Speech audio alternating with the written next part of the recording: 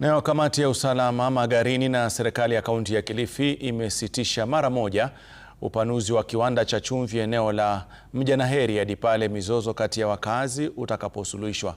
Akizungumza katika kikao na pande hizo hasimu, mwenyekiti wa kamati ya usalama eneo hilo Michael Oleitua ameshikilia kuwa sharti wadau wote wahusishwe kabla ya upanuzi wa kiwanda hicho kuruhusiwa. Watetezi wa haki za ardhi na mazingira magarini wanasema kuwa sharti mwekezaji huyo azingatie sheria na kufuata mipaka yake kabla ya upanuzi huo kukubalika.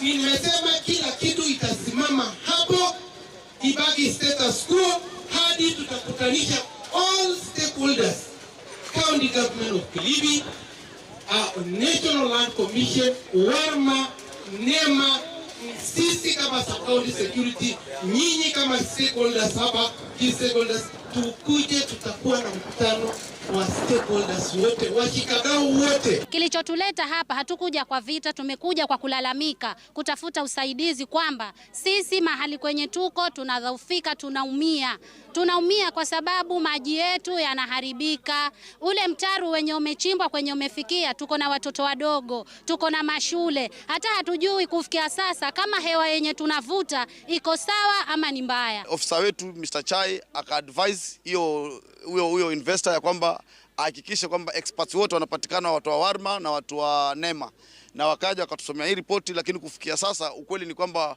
wananchi wenyewe wamesema kwamba bado hawajaridhika, na chairman ambaye ni DCC pia naye akasema uamuzi huu utatuhitaji tuitane tena kama jamii na stakeholders wote tuje tujadiliane ili tupate suluhu la kudumu.